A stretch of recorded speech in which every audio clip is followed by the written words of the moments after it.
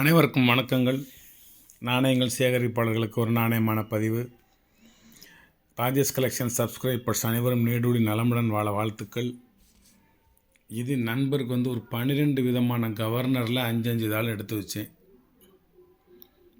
10 governor UNC, 2 governor கண்டிஷனான currency, அந்த UNC கிடையாது. ஒவ்வொன்றும் different type of currency. Maximum ஒரு 90% சீனியாரிட்டி பிரகாரம் இருக்கும். நம்பர் வரிசைக்காக இருக்கும். ஒரு 5% லேசாக மிஸ் ஆகிருக்கும். ஒரு தாள் வேறு இருக்கும், கண்டிஷனாக இருக்கும். வேறு பேப்பர் வச்சுருப்பேன். அது நண்பருக்கு இன்றைக்கி அனுப்ப போகிறேன். நைட்டுக்கு ப்ரிப்பேர் பண்ணது. இது ஏற்கனவே ப்ரிப்பேர் பண்ணிச்சுன்னா போட்டது தான். இப்போ அடுத்து நான் ப்ரிப்பேர் பண்ணுறதுக்கு எனக்கு டைம் இல்லை. ஒரு 4-5 செட்டு வச்சுருந்தா ஒரு செட்டு மிச்சம் இருக்குது. இது ஒரு கனடா நட்டு காயின். இது ஒவ்வொன்றுமே 2ஆம் எலிசபெத் ராணி படம் போட்டது தான். 10 சென்ட், 10 சென்ட். இது கனடா 10 சென்ட் போட்டு படம் போட்டிருக்கும். காயின் எல்லாமே யூஎன்சி காயின். ஒரு 15-19 வருஷம் இருக்குது இதில் வரிசைக்காக. இடையில ஒரு சில வருஷங்கள் விடுபட்டிருக்கலாம். இப்போ 91, 92, 93 இருக்கா. அதுக்கடுத்து 94 இருக்குது. ஆனால் அதுக்கடுத்து 95, 96 இல்லை. கிடைத்த வருடங்களை சீனியாரிட்டி பிரகாரம் வச்சுருக்கேன். ஒரு 19 வருஷம் வச்சுருக்கேன். ஒரு காயின் வெறும் 40 ரூபா மட்டும். 68லேருந்து 1968, 74, 75, 76, 77, 78, 79, 1982, 1986, 1988, 1989, 1991, 92, 93, 94, 97, 98, 2000, 2002. ஒவ்வொரு வருஷத்துக்கும் ஒவ்வொரு நாணயமும் இந்த மாதிரி கலெக்ட் பண்ணுறது கொஞ்சம் கஷ்டமான காரியம். இது ரொம்ப ஈஸியாக எளிதாக ஒவ்வொரு வருஷத்துலேயும் ஒவ்வொரு நாணயம். இதில் சில வருஷங்கள் ரேர் வருஷம். இப்போ 1989 அப்படின்னா அது ரேர் வருஷம். அது ஒரு காயின் 600 700 போட்டிருப்பாங்க. 91 போட்டிங்கன்னா அப்படின்னா அந்த காயின் 80 ரூபா 90 போட்டிருப்பாங்க.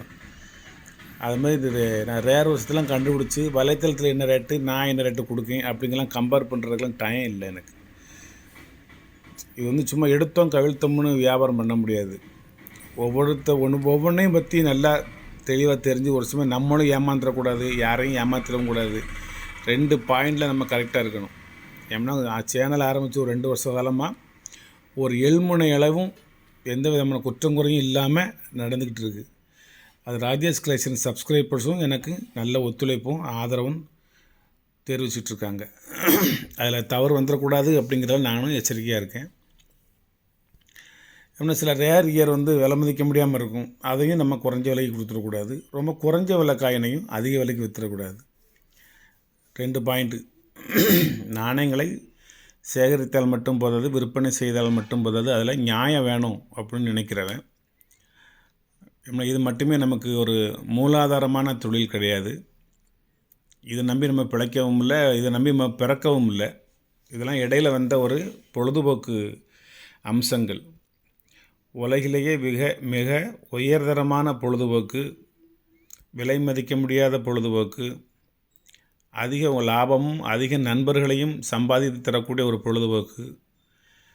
நல்ல நேரமும் காலமும் ஒத்துழைத்தால் இதில் உங்களை லட்சாதிபதியாகவும் கோடீஸ்வரராகவும் ஆக்கக்கூடிய ஒரு பொழுதுபோக்கு. அதனால் அருமையான ஒரு பொழுதுபோக்கு மட்டுமில்லாமல் உங்களுக்கு வருங்காலங்களில் நல்ல லாபத்தையும் ஈட்டித்தரக்கூடிய ஒரு இன்வெஸ்ட்மெண்ட்.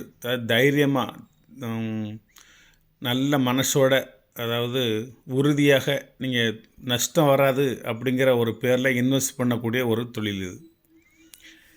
இதில் இன்வெஸ்ட் பண்ணிங்கன்னா எந்த காலத்திலும் உங்களுக்கு நஷ்டம் நிச்சயமாக வராதுங்கிறத நானே உங்களுக்கு உறுதிப்பட சொல்லுவேன். எந்த நாணயங்களும் கரன்சிகளும் அப்படி விலை குறைஞ்சலாம் போயிடாது, கூடிக்கிட்டே தான் போகும்போது குறையாது.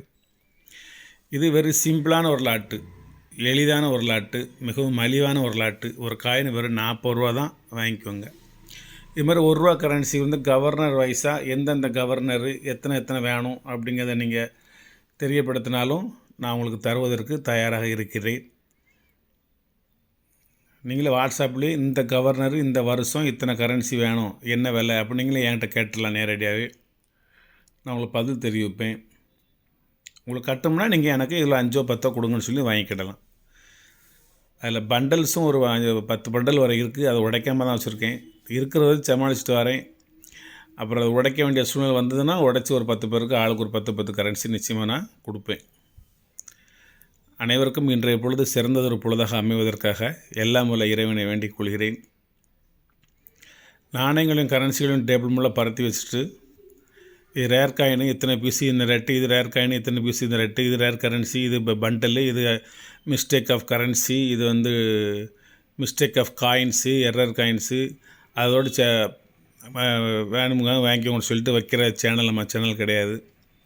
நீங்கள் வாங்குங்க, வாங்காமல் இருங்க, அது 2வது பட்சம். முதல்ல சேனலை பாருங்கள்.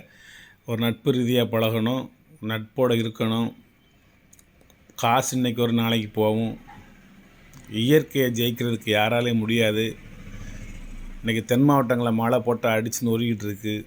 கம்மாயெல்லாம் உடஞ்சி போச்சு. அதில் ஏகப்பட்ட சேதங்கள். ஹெலிகாப்டர்லாம் போயிட்டுருக்கு.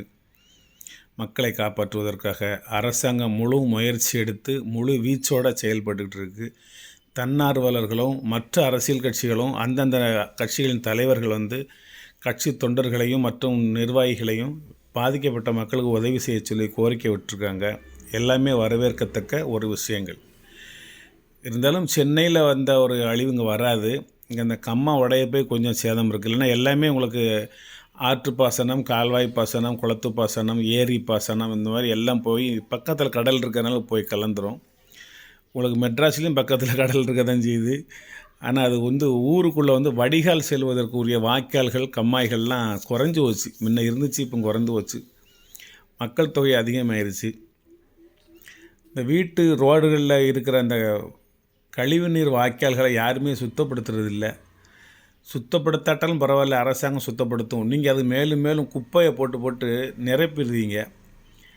எல்லா பக்கமும் குப்பை. என்ன குப்பை தெரியுமா? பிளாஸ்டிக் குப்பை. மலை மாதிரி குமிச்சு போடுவீங்க. எல்லா பொருளுமே பிளாஸ்டிக்கு. கூல்ட்ரிங்க்ஸ்லேருந்து குளிர்பானங்கள்லேருந்து தண்ணி குடிக்கிறது வரைக்கும் பயன்படுத்துகின்ற எல்லா பருப்பு வகைகள், எண்ணெய் வகைகள், வத்தல், மல்லி எல்லாம் சப்சாடா அத்தனையுமே பிளாஸ்டிக்கில் தான் பேக்கேஜ் பண்ணிடுறாங்க. அது மக்க மாட்டுக்கு அங்கிட்டு போய் குழாய்களையும் அந்த துவாரங்களையும் அடைச்சிருது. பிளாஸ்டிக்கை தனியாக ஒன்று போட்டு தீ வச்சு எரிச்சிடலாம். அது போய் மாசுபடுத்தாலும் படாமல் போயிட்டு போகுது. எங்கிட்ட ஒரு இடத்துல குமிச்சு கூட தீ வச்சு எரிச்சிடலாம். அதை ஏன்னா அதை தீ வச்சு எரிச்சா மாசுபடும் அப்படின்னு சொல்லி கடைசியில் மாசுபட்டாலும் பரவாயில்ல, உயிரைத்தான் விட்றீங்க. ஆமாம், அந்த பிளாஸ்டிக் பொருளை கொஞ்சம் தடை செய்யறதுக்கு வாய்ப்பு இருக்கோ இல்லையோ, நீங்கள் பயன்படுத்துவதை குறைச்சிக்கலாம். வேறு வழியில் நீங்கள் வாங்கித்தாகணும். இப்போ 1 கிலோ பருப்பணும்னா ஒரு பாக்கெட்டில் தரத்தான் செய்தால் நீங்கள் வாங்கித்தாகணும். அப்போ பிளாஸ்டிக்கை கட் பண்ணிவிட்டு பருப்பை மட்டும் தனியாக பையில் கொட்டிலாம் கொண்டு வர முடியாது. சரி, நம்மளுடைய இதை மாற்றணும். மாற்றதுக்குரிய வாய்ப்புகள்லாம் வருங்காலங்களில் ரொம்ப கம்மியாக தான் இருக்குது. சரி, வாழும் வரை வாழ்வோம். வாழ்க்கையே போர்க்களம், வாழ்ந்து தான் பார்க்கணும். போர்க்களங்கள் மாறலாம், போர்கள் மாறாது.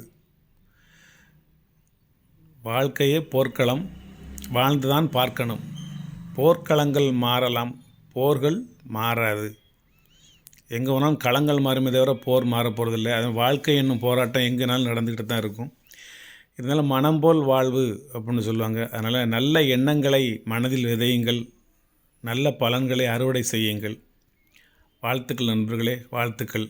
நான் ஒரு சிறிய ஒரு பேச்சு உங்களிடம் பேச வேண்டும் என்பதற்காகத்தான் இந்த பதிவு. மற்றபடி இந்த பதிவு முக்கியமான பதிவுலாம் நான் சொல்ல மாட்டேன். காயின் நல்ல காயின் ஒரே ஒரு செட்டு தான், யாரும் வேணும்னா வாங்கிக்கோங்க. நன்றி.